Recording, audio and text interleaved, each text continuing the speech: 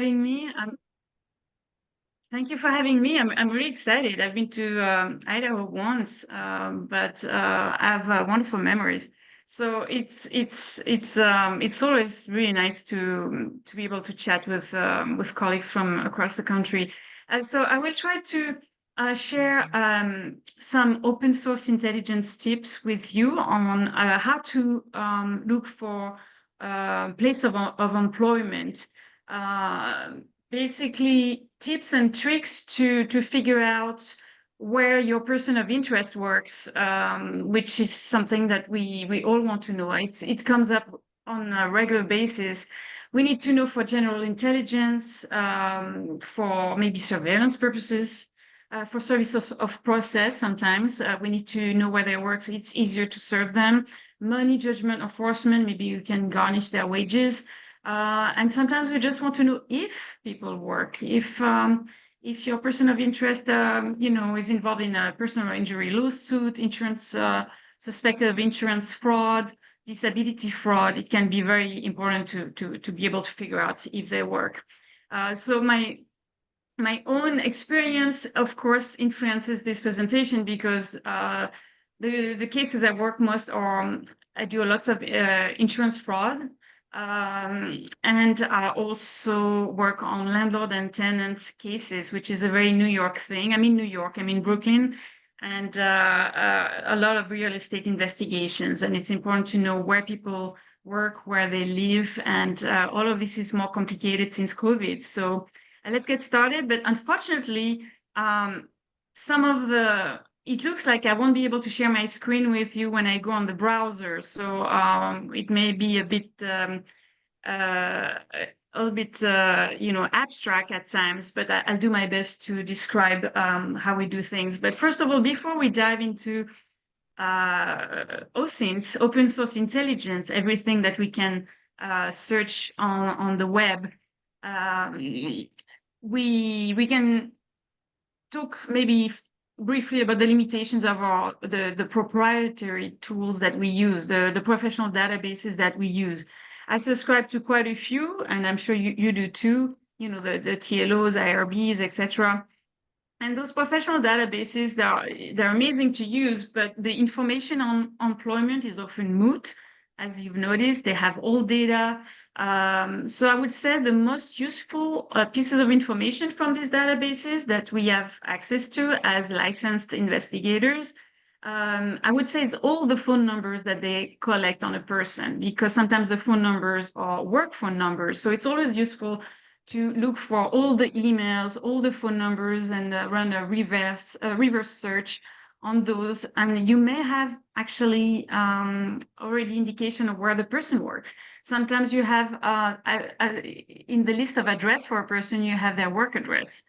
So it's always something to look into right away off the bat. And there are professional databases for investigators that can help with employment locates. There is the worknumber.com, which I haven't used personally, but other PIs use it a lot. I think it's an Equifax product, and they are really good apparently for large corporation employees, like people who work for, let's say, Home Depot or Best Buy, or they tend to be in that database. So it's something to know. But in general, I don't really, this is not very useful for employment locates. What I find very useful, the data we have access to as licensed investigators, if our case is DPPA permissible, is the license plate. The license plate reader data can be amazing to find where a person works. You just look at the parking patterns, the location, you see where the person parks, and you can get a sense of where they work. But we're going back to OSINT, open source intelligence, and I've tried to organize the tips and tricks in four sections. And the one would be the first one would be digging LinkedIn, how to look into LinkedIn more efficiently. The second one would be Cache. I call it Cache because it's a game of hide and seek, looking for old data. Old can be gold. Third section will be social media, sports apps, dating apps, people who want to be found, want to be seen, and how they disclose where they work. And the last section would be it's what do you do when you've run out of ideas, you stop, you think, and you just review your case, and you look for data that you may have not thought of, like government data. Maybe your person is a government employee. Maybe this person votes and declares, they give donations, and they tell with their donation, they give their professions, things like that. So these are all the tricks. But all the links are in the page, on the Start Me page that Clara sent it to you. I think it's in the in your email. So you will get all the links. It's a page, a Start Me page with all the links to all the sites that I will mention here. So first of all, Emmanuel, I'm gonna just let everybody know I'm gonna put those links into the group chat actually, so you can access them from there. Yeah, as easy as that. This way it might be easier since we can't really go on the web right now. And you can, of course, connect with me on LinkedIn. I try to post a few links from time to time and some tips there. So my LinkedIn is French Investigator. So digging LinkedIn. So the one first thing to remember is with LinkedIn is that LinkedIn got purchased by Microsoft already 8 years ago in 2016. And that it's always useful to search LinkedIn using Bing, because the search engine in LinkedIn, as you have noticed, is really not pleasant. And it's also like voodoo. Sometimes you find people, sometimes you don't. It depends on your connections. So it's always good to use Bing to X-ray search LinkedIn. And for that, you use search formulas like this one. And I wish I could show you on the web right now.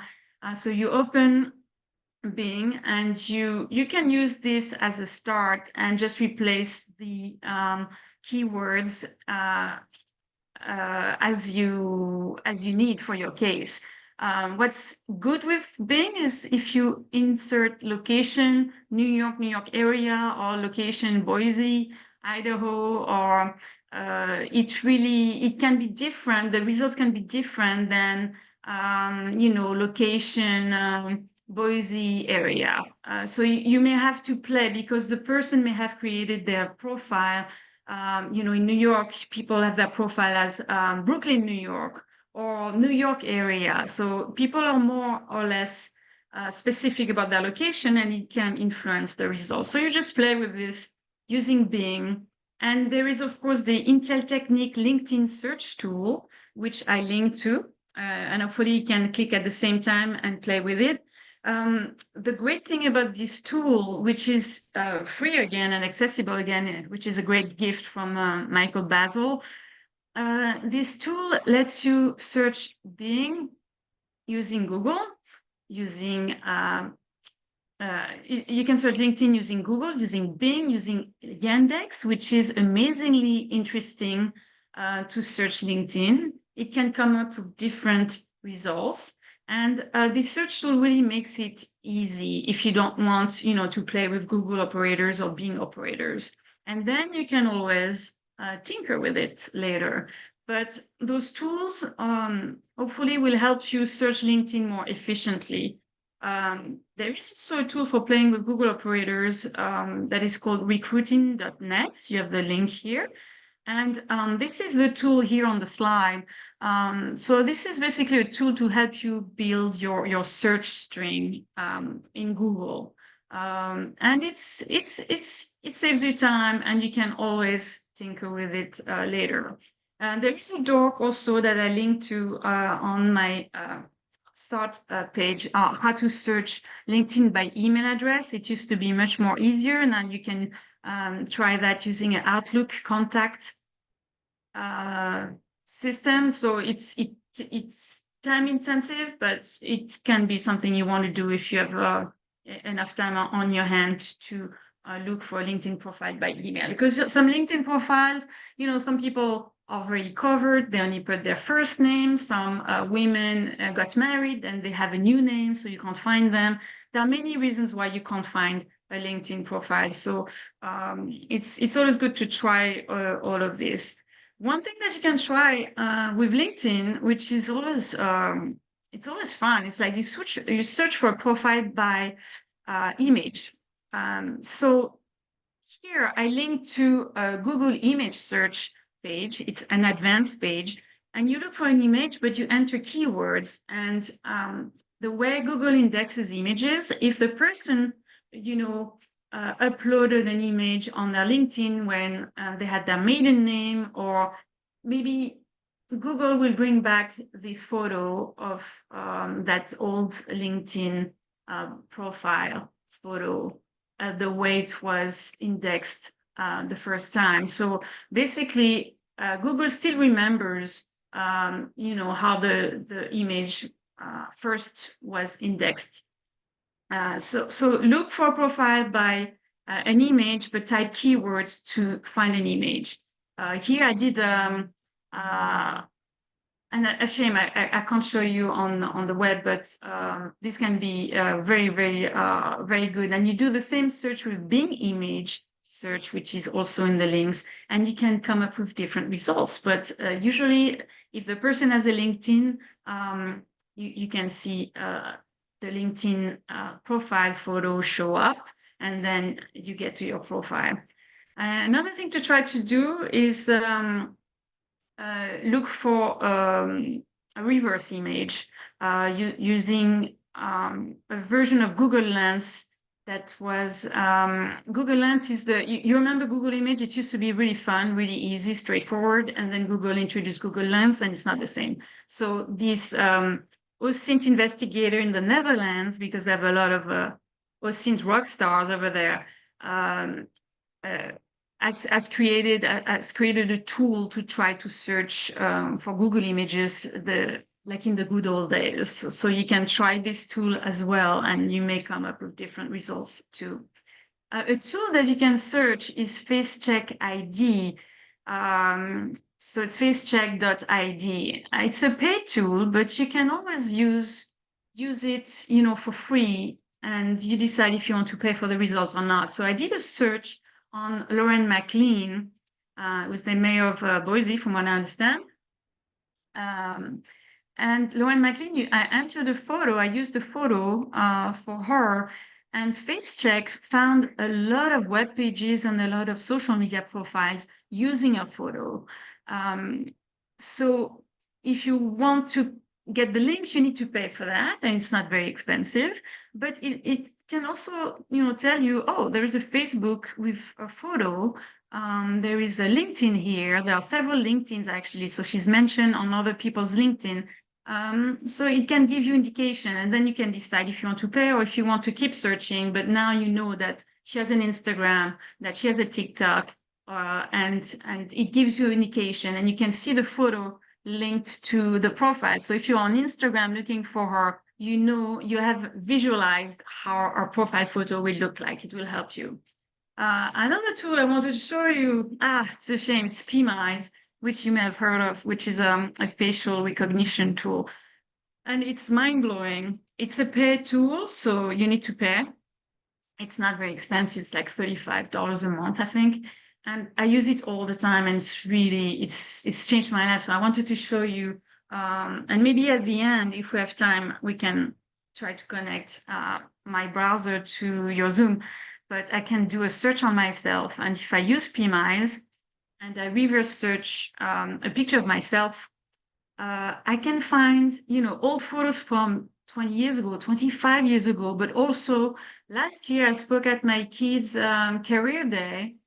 I spoke there and they put me in their newsletter. So you can find a photo of someone in a school's newsletter describing their job because they just did a presentation. Or you can find a photo on,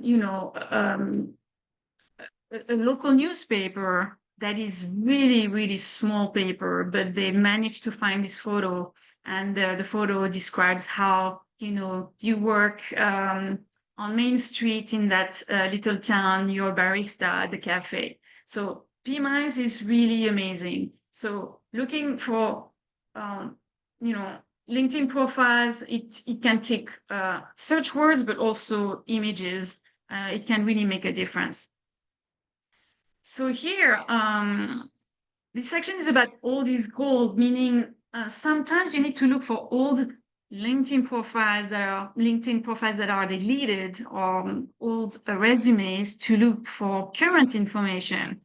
And here I use a tool called RocketReach, and I will show you. I think I have a little video for that, so it's going to be easier.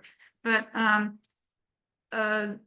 there are several things I wanted to say at first, is that LinkedIn profiles are indexed. They were indexed until 2016. So it can be useful for background searches. If you research the background of a person, you plop their LinkedIn profile URL, the address, in the Wayback Machine, and you may find the old LinkedIn profile from 2013, let's say.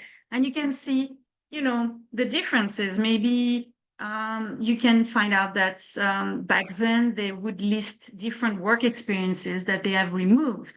Are they removed for efficiency, or are they removed because, you know, they ended up being fired and they don't want this part of their lives to show up on their LinkedIn? It can really reveal what people omit, so it can be very useful. But it's until 2016, unfortunately. And how do you find these links to deleted LinkedIn profiles? Sometimes you find information like that on the web, but RocketReach is probably your best bet. And RocketReach, God, I didn't record it. I wanted to show you in person, but RocketReach, you can see here a little bit how it looks like. It's free up to 5 searches a month. And it's an amazing tool because they have cached a lot of LinkedIn information. So again, it's kind of old, it's getting older, but it can be useful. So here, I don't know if you can see very well, and I'm going to zoom a little bit. Here, if I look for my person, she came up, and back then in before 2016, you can see that she worked for HSBC, which is interesting. So she was in finance, even though she has a nursing degree. Why not? But here, that button is interesting because it links to the old LinkedIn profile. So you right-click, and then you try to capture the old URL. You plop it in the Wayback Machine, and you can have the old LinkedIn that can give you indication, like, some specific skills or specific language, or any type of information that can help you search LinkedIn more efficiently. Let's say this woman has a very common name, like her name is, Natalie Simon. If I have information from her old LinkedIn, I can search better, using information on her education, or her skills, or past employers. Maybe she got married, that's why I can't find her anymore. So that's why the old LinkedIn can be very useful. Old LinkedIn is also useful. Sometimes they didn't usually capture the images, but so that's a problem. But yeah, old LinkedIn can be very good, and old resumes can be very useful.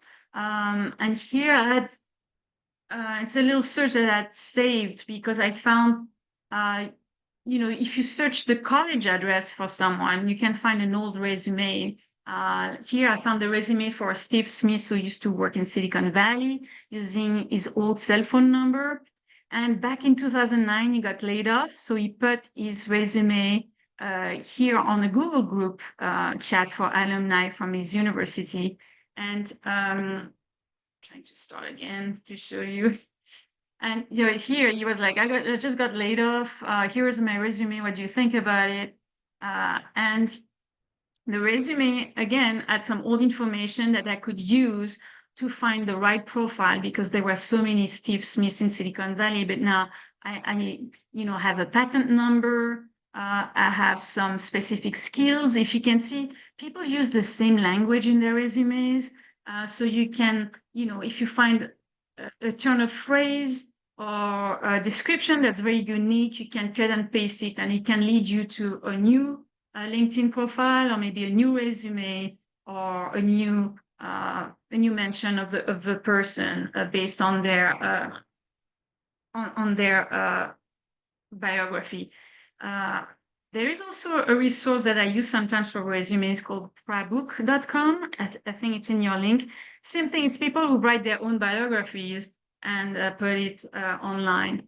You have lots of resources like this that are in the links.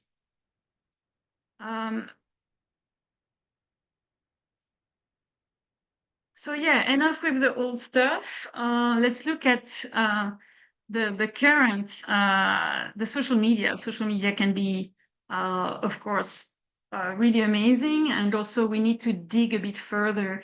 Sometimes we don't spend enough time on this. And I speak, a lot of this presentation, like when I'm telling you right now, a lot of it, since you learn a lot of skills and then you forget. So you need to go back and be reminded. So it's good to do training like this, like today, and chat and exchange and remember, like, oh, I could have done this, or I could try this. So it's all about, there's so much to do with OSINT. So sometimes you need to be reminded what else you can try. But yes, as we know, a lot of our persons of interest are not always on LinkedIn. Some of them are under the radar. And so it's good to look at Facebook pages for information about work. And as we've noticed, people are not as open on Facebook as they used to be, since I would say it goes back to the Cambridge Analytica scandal. People, have clamped up their Facebook accounts. They are more discreet. They're more private, and, good for them. But it means that we need to search better, and I wanted to show you how to do that. Maybe we can try a bit later when I can go on the web. But with Facebook, there is the little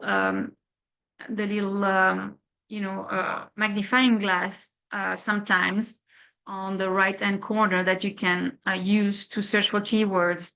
So you can use this glass to look for keywords like work, job, commute, boss, quit, shift, order. And if you don't have the magnifying glass, because some people make their profiles so private that you can't search like that, you need to go to the left and search by profile. So it's something I want to show you, but I can't right now.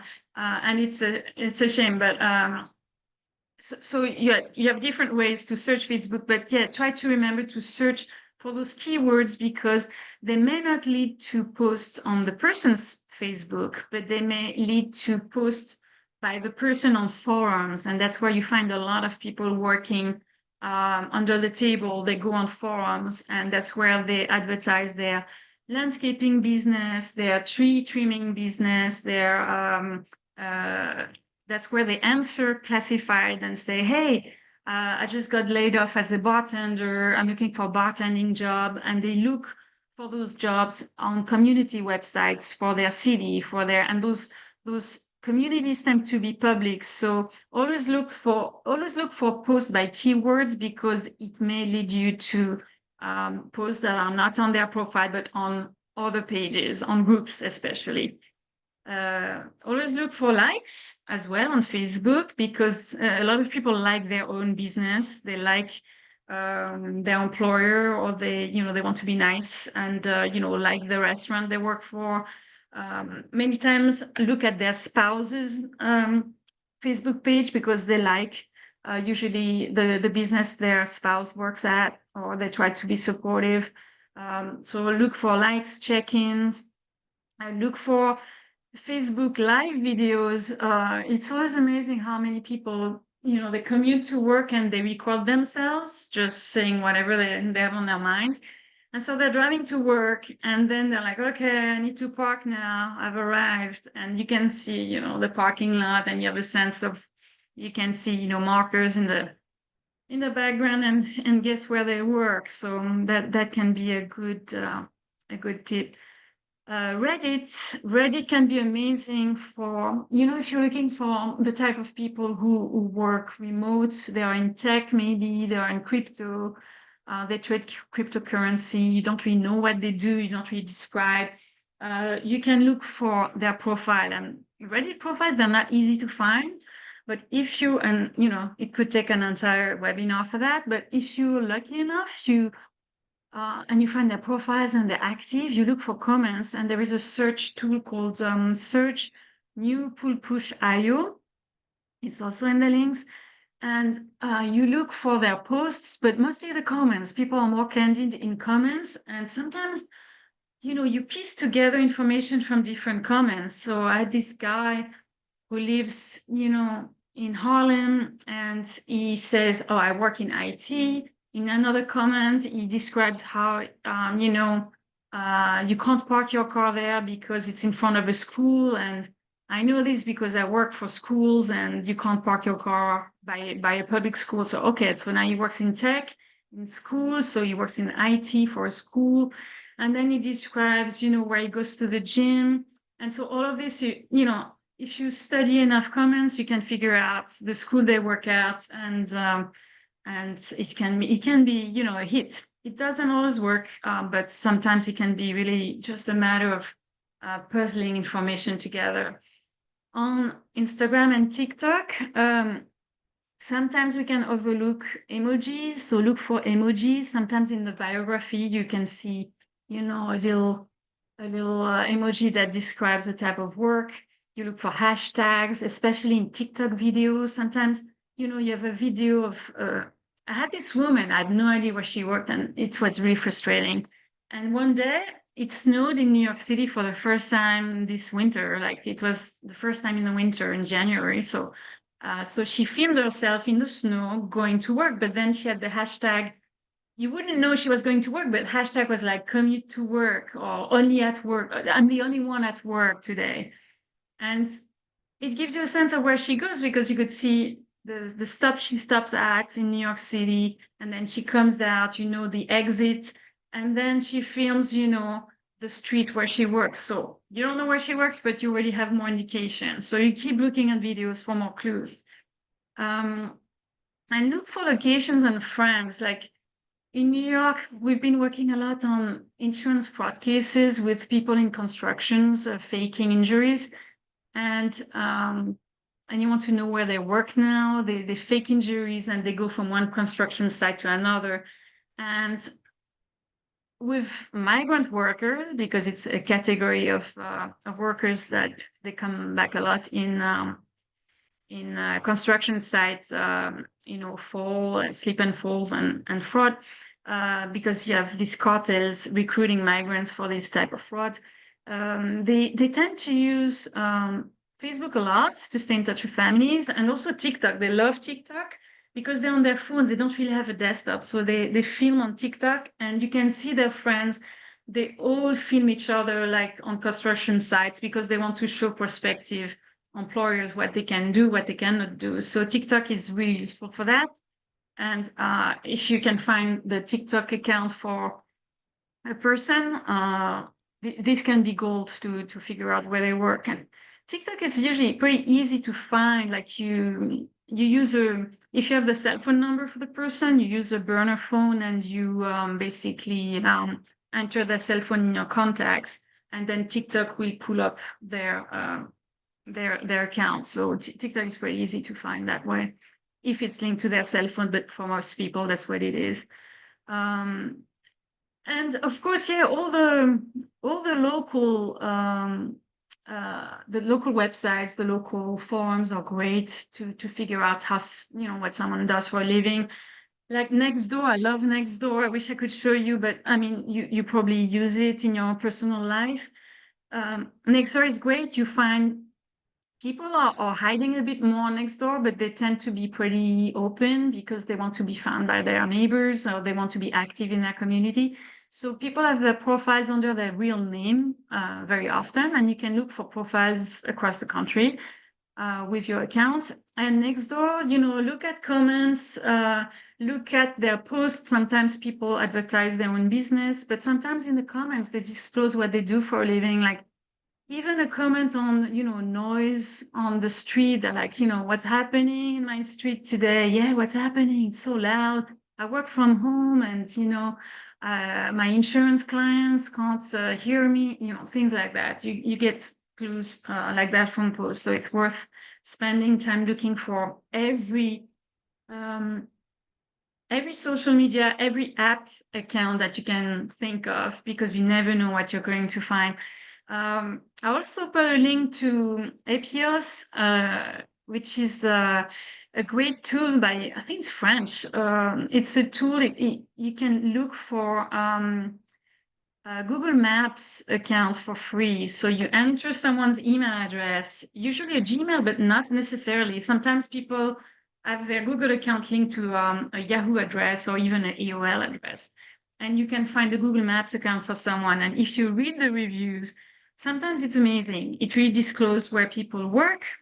Sometimes they tell you, oh, this restaurant is new. It's just across my work and I love it. I go for lunch with my girlfriends, things like that.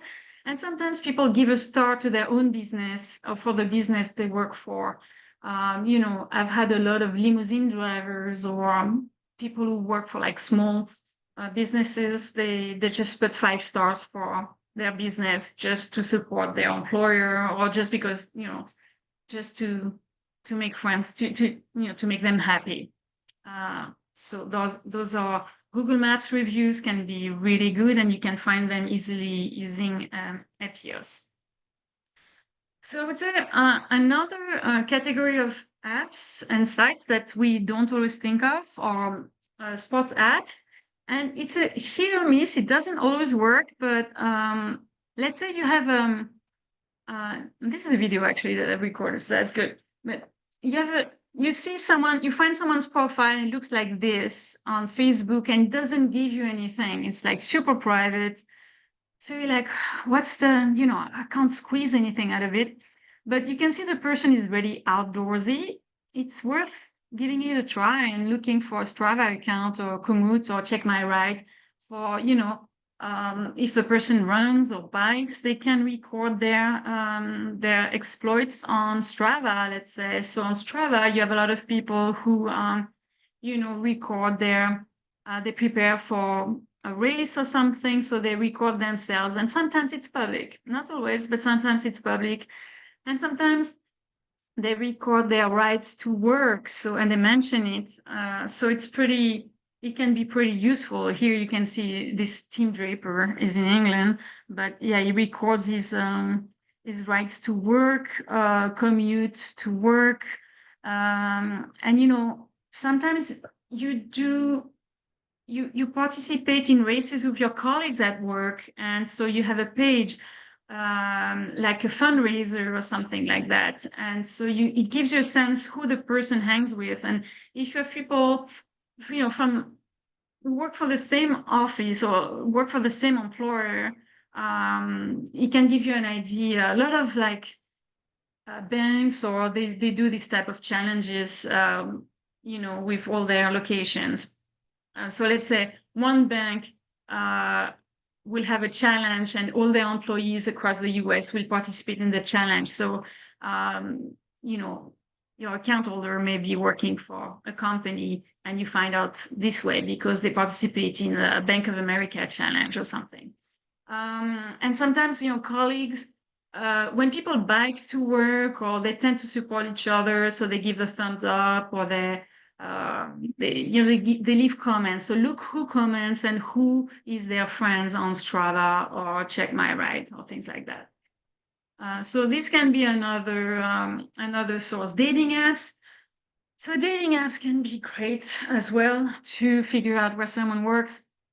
The examples I have here are some of my favorites because it's a hit or miss. I'm not saying it always works, but dating apps can tell you where someone works based on the photo, and sometimes they're proud and they want you to know that they're gainfully employed and they work for a posh hotel in Miami, so let you know And sometimes, they may make up information. It may not be true, but this guy, I was researching, I was looking for people near in a small town in the south, and I found this profile. Like the guy says he's a nuclear operator at Entergy.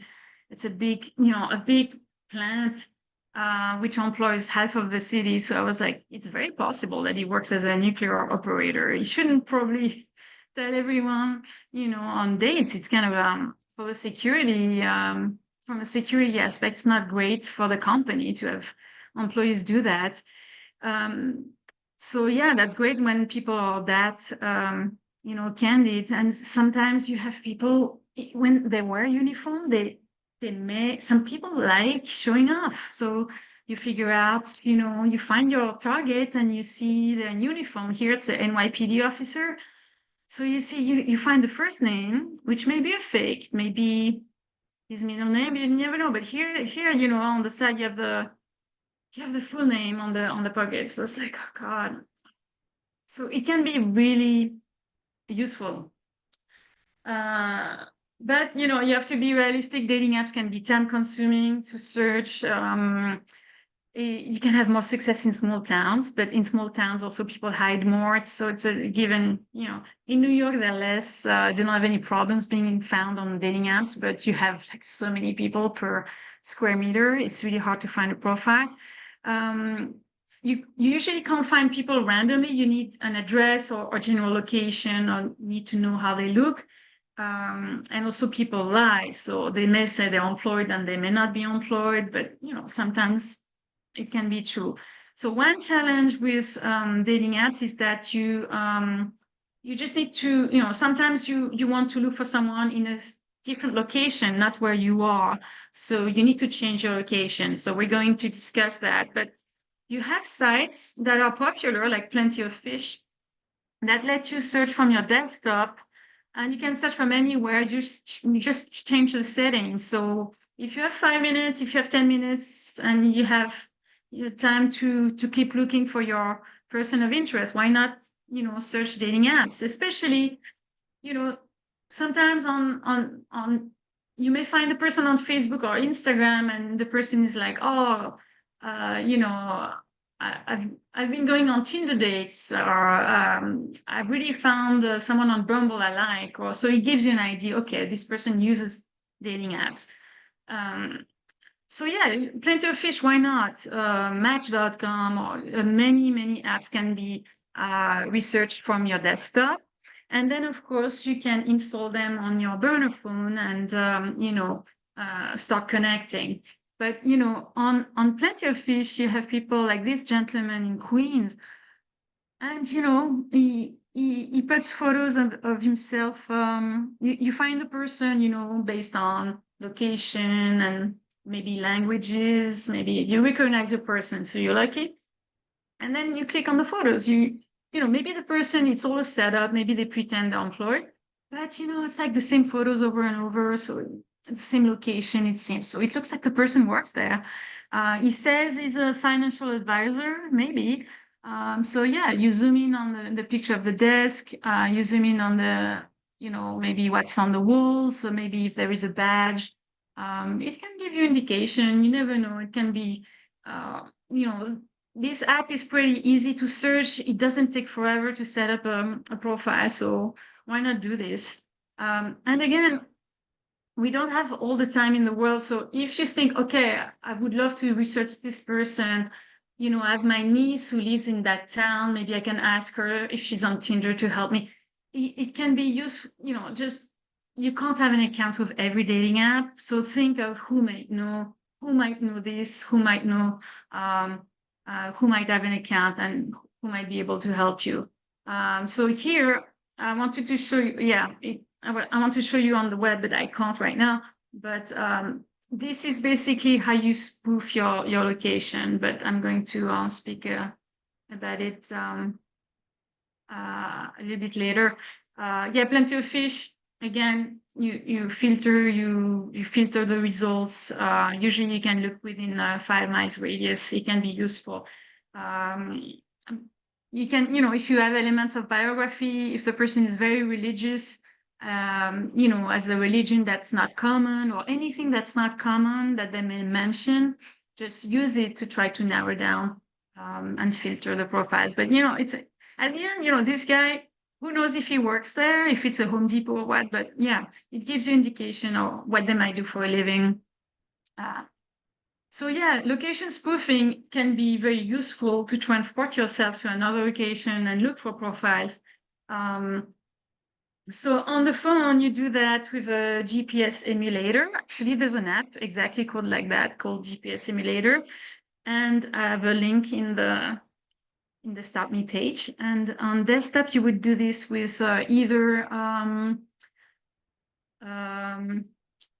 a Firefox extension, a Chrome extension, or in developers tools. So I will try to show you a little bit. On the phone, it can be, you know, it's interesting because those dating apps, some of them you can spoof the location on desktop, and some of them you can't. So some of them you can spoof on the phone, but you can't on desktop. So it's all a matter of knowing, and it keeps changing. So it can be time intensive, but if you want to have fun with this, and you can try, and I can also tell you which work and which don't. But on the phone, I just did it today. I transported myself to Boise using the GPS app, and so you transport yourself, and you know that some apps work really well with GPS emulator, and Field is a pretty new app that's very popular with you know, with some people. So in general, I would say look for dating apps, look widely, because you don't have all the time in the world. So most of the time people use a very common dating app like Tinder or Grindr, and they use a more niche app. But they tend to be on both because they want to have a wide range of options. So look for maybe Tinder if you can, maybe Bumble, depending also where you live, if it's a city, if it's the countryside. I don't want to get into this, and who the person is. But Field, it's a very popular app in cities and in, I would say, you know, in urban areas where you have young people who are maybe polyamorous, who are, it's called a sex positive app, so whatever that means. But yeah, so based on the profile of the person you research on Instagram, or you may think, maybe, you know, maybe she's on Field or he's on Field. And Field works really well with location spoofing. So you spoof your location, and then you go here. I will try to zoom a little bit. You go in the search settings, the age range. You select who you're looking for, men or women, so based on your target. And then you can, you know, it accepts your spoofed location as your current location, and then you can start looking for people in Boise. And then if you find your target, you click, and maybe they give you indication of what they do. In this case, this lady, you know, is a baker. Okay, maybe not for a living, we don't know. An artist, okay, a party planner. It gives you ideas. It also shows you where they hang out. So, you know, all of these are clues that can be useful. Location spoofing on desktop. So on Firefox, you can use the location guard extension. And on Chrome, I have a link to 2 different methods to tinker with developers tools. So it's a little bit, it's not technical basically, but you need to go inside under the hood of the Chrome browser and change the location. So I don't know if you can see here, but in the code, you will see there is something called sensors, and sensors is the location. So usually it's the location of your IP address and where you are. And then you can change your location. You can manage the location and introduce new locations, entering latitude and longitude. Latitude and longitude you find usually going on Google Maps, as simple as that. So let's say if I know my target lives on, you know, on close to 10 Main Street in Boise, Idaho, I will look on Google Maps for 10 Main Street. I will look for the latitude and longitude in the address bar, and then I cut and paste these coordinates in developer tools. And then I can change my location and use a dating app that responds to location spoofing on desktop. So again, you know, it can be great and it can be a rabbit hole, but the more you do it, the quicker the quicker you are at it, and it can be an option, especially if you know that the person is actively looking for partners on dating apps. That can be really useful. And also in some states, in New York State, it's more complicated, but I don't know in Idaho, but you can also engage with people. So if you find them on dating apps, even if they don't disclose what they do for a living, but you're authorized to engage with the person, to pre-text them, that's another tool to engage. And but again, people lie on dating apps, but sometimes they're really candid too. And you can go on a lunch, ask them where they go for lunch, and it's usually close to work if they work outside of the house. I mean, all of these details add up, and you get a better sense of what the person does.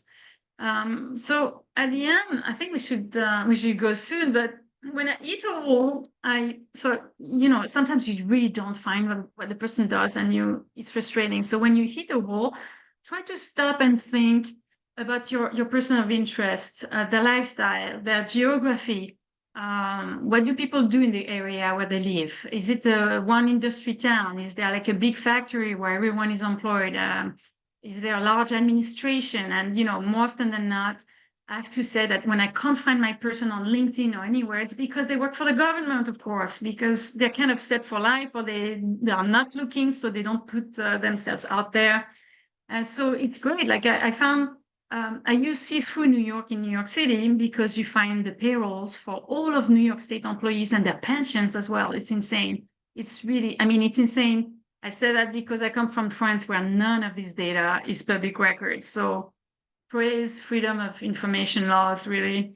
But in Idaho, you have Transparent Idaho look, if you can't find a person, look them up in the local, website for government employees. Sometimes it's a government website. Sometimes you have website like See-Through New York. It's basically a foundation or libertarian think tanks where they FOIA, they obtain all this data and they make it searchable for taxpayers because, they have an agenda. They want to show how your money is wasted.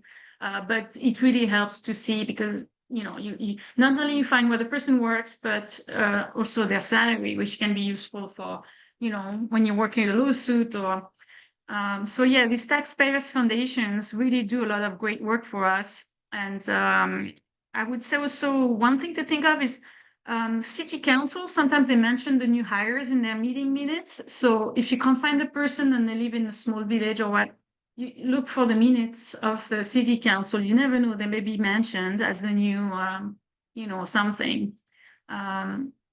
ProPublica makes you search nonprofits. They have a tool called Nonprofit Explorer, and you can search for people who work for nonprofits. It's not really detailed, but if the person has a rare name, it can be great to locate them, to see what they do. Another thing, with COVID, something I should mention is, of course, the PPP information. ProPublica lets you search for PPP loans that people obtain during COVID. And sometimes they disclose a place of employment or a line of work. You can have a better sense of what they do for a living. So that can be useful. So that's it. And maybe to finish, yes, gig economy workers, how do you find them? So that's a problem, just in the sense that there are many, many websites that have resumes, but you need to register as an employer. So this is something to consider, but I've put many links. And I would say also check Facebook groups, look for Whois data, historic Whois for websites that they may be linked to your person if they have a side job or if they have a secret, side business. Check for Venmo for payments. Gig economy workers, service people, they receive tips on Venmo, and sometimes it's in the open, especially hairstylists, masseuse, etc. Check Cash App for the person's moniker, and then you look for the Cash App handle on maybe Twitter if people want to be paid directly, or they accept tips on social media. Clubhouse, you can still, Clubhouse is not super popular anymore, but people were active like in 2021, 22. You can still, find some information on Clubhouse on their profile, or you can find people they're related to that can help you pivot from there. So I think that's it. And I hope we have time for questions. I'm sorry we started late with the technical difficulties, but I'm ready to take questions. And of course, you can email me, especially since I couldn't really show you today. Had to do certain things. Well, Emmanuel, that was fantastic. I have tons of notes from that. Probably a few questions myself. If anybody has questions, you want to put them in the chat and I'll make sure Emmanuel sees them and she can answer those. We've got just a couple minutes. I will actually exit and look at the chat. So you can still see me, right? Okay, I look at the chat. Start me, blah, blah, blah. PMIs, yeah. Yeah, use PMIs. I mean, it's the best $30 I spend every month, really. And it's not going to last forever, I have this feeling. So use it while you can. What else? Thank you for putting all the links as we went. Yeah, if you have any question on anything in particular, let me know. What did you just say that was the best $30 you ever spent? Or I didn't quite catch the name. PMIs. PMIs, just looking for information by image. The thing with PMIs, I think they've changed their settings. You used to be able to input, so you have a picture of your target, right? And usually you get it from social media. And anything that's low resolution, they don't take it anymore. I think they're trying to avoid people searching for people based on social media only. So if you use PMIs, use a very high resolution photo, a photo from an old, even a photo from a Flickr account from 10 years ago will yield better results than a Facebook photo from last week, just because of the resolution.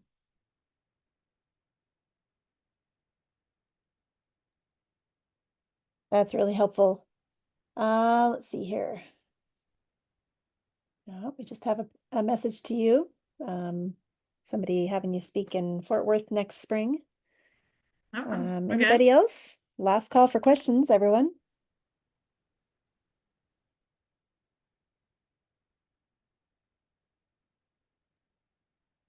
Well, Emmanuel, as long as we're waiting just a minute or two, you said you would be all right if people wanted to follow up with you via email or something like that? Yes, definitely. And I'm sorry it worked yesterday during our trials, but not today. I couldn't show you on the internet, so it was not very interactive. So I'm sorry about that. Yeah, feel free to email me. And we're here to help each other. And again, yeah, it's always good to chat with people about sites and exchange ideas at your meetings in person. I'm sure you already do that, but it's always great because sometimes there are sites that we know of, but we forgot about, and we all seem to need to be reminded of everything that is at our disposal, which is so much. It's overwhelming sometimes. Right.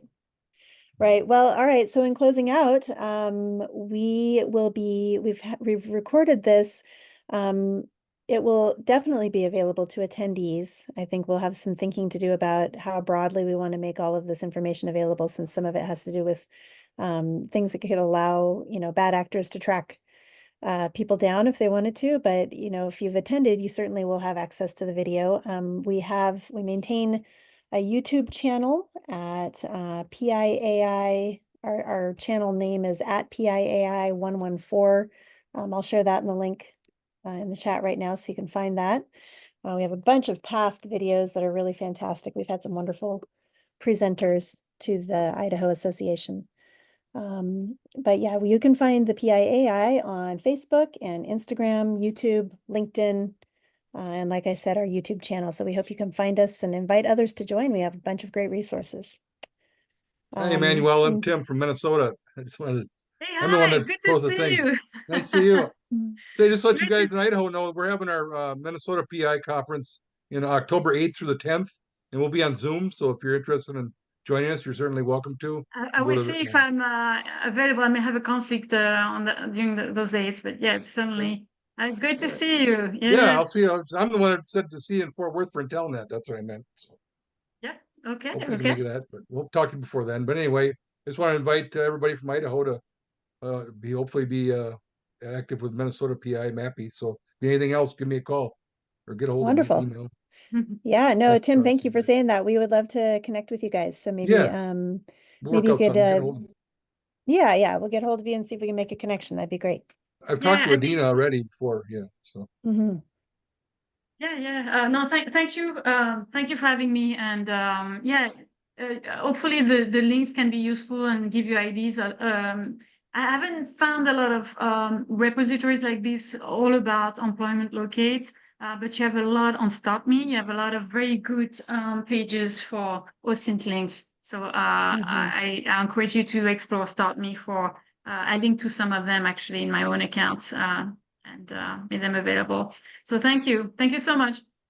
Thank you, thank you. Emmanuel. See you. Bye-bye. Thanks, everyone. Cheers. Take care.